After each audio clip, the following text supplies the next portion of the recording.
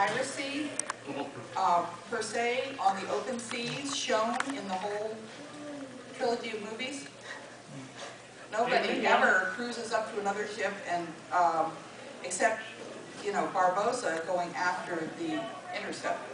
That's piracy, although not for the same reason.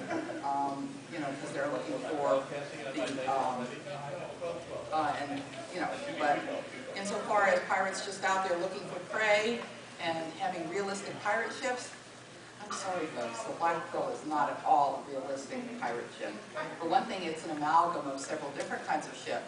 It's sort of a cross between a big Spanish galleon from half a century or a century before, and a British or possibly Dutch ship of the actual era around 1700. And they just kind of crossed the two and made the most piratey looking ship they possibly could, and to get the you know, the Black Pearl.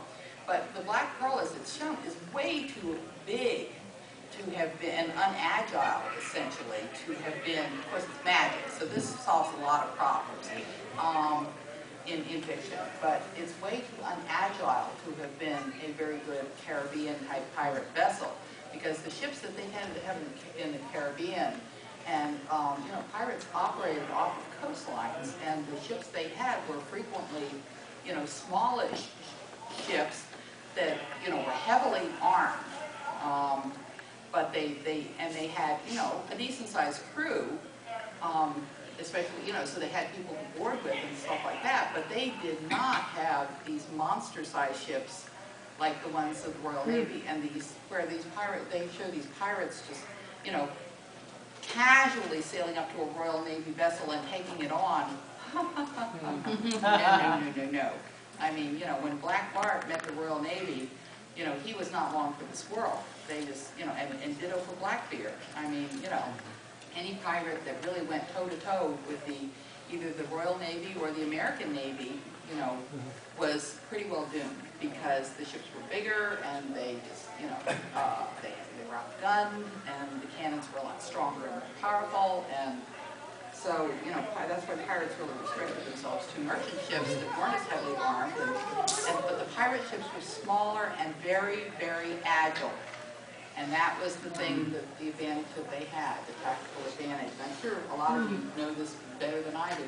You want something that can hide in the mangroves. Yeah. Absolutely, got to be shallow draft. And then it would have a shallow draft, and that was one of the ways that if they were unfortunate enough to run afoul of the Royal Navy, they could go places that the Royal Navy could not go, because they had a Blackbeard was holed up in the North Carolina. Yes, and he ran a ship aground, and that was one of the ways that they nailed him.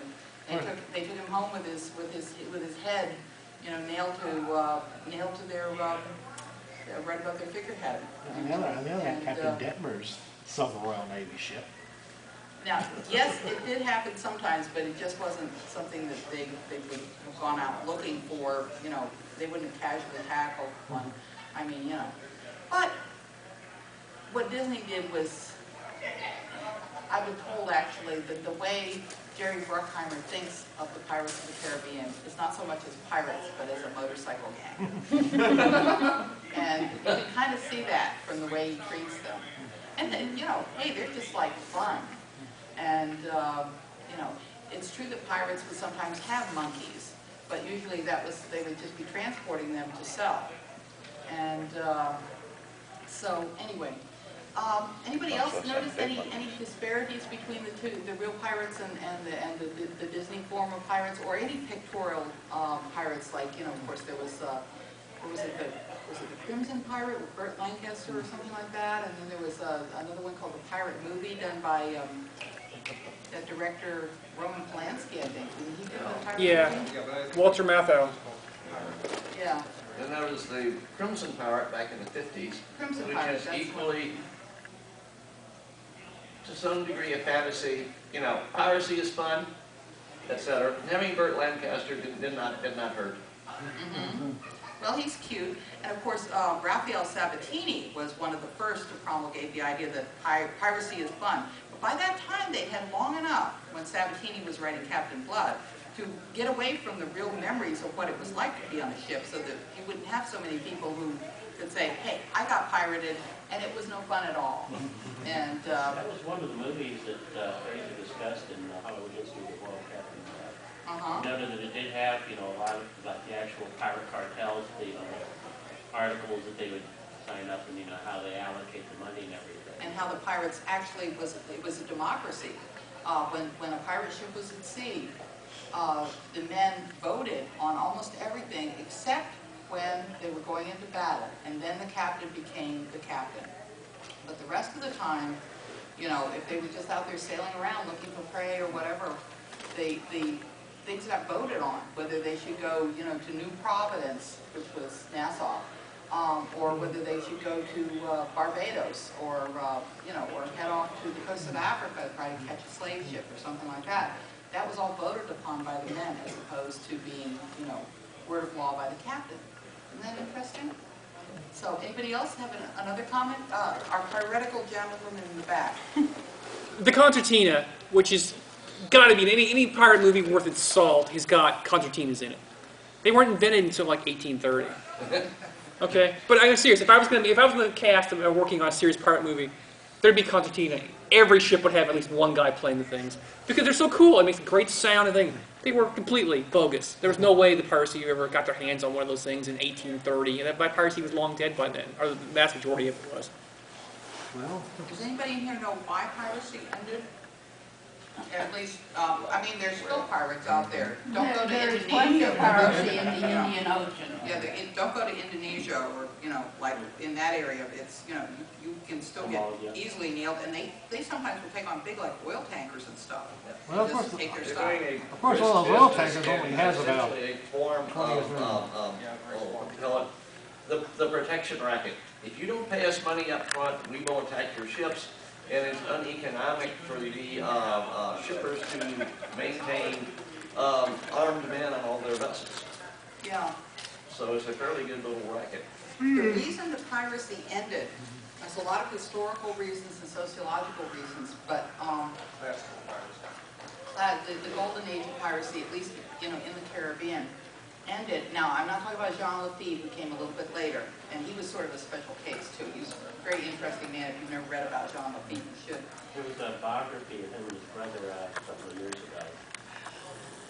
Well, one day, until that point, I hadn't realized he had a brother, and The brother's kind of vanished into historical obscurity, well, hasn't because he? he, I think, was like physically disabled, so he was the front man in New Orleans. So who hears about the front man, even though Jean Lafitte himself actually didn't go out pirating very often? He was sort of the front man at Barataria Bay. But the reason that piracy became, you know, extinct, essentially, insofar as the golden age of piracy in the Caribbean, was twofold.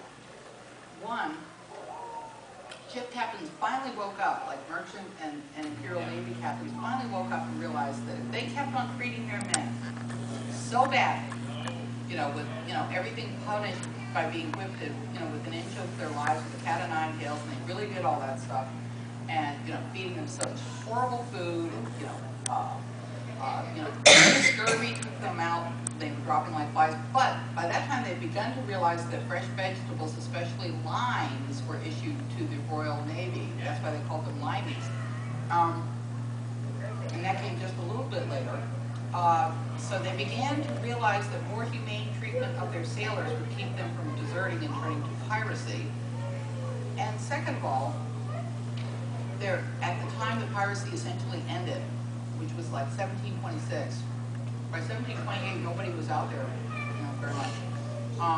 At least there are no recorded incidents. All of the countries were at peace for that moment. You know, and it was sort of rare at that time. I mean, heck's rare now. But the countries being at peace helped a great deal because nobody was paying anybody to prey on anybody else. In other words, they weren't giving pirates licenses as privateers, which made it perfectly legal for, say, an English ship that was licensed as a privateer to go after a Spanish ship if they were at war with Spain or France or whatever. And so nobody was at war at that moment. And then thirdly,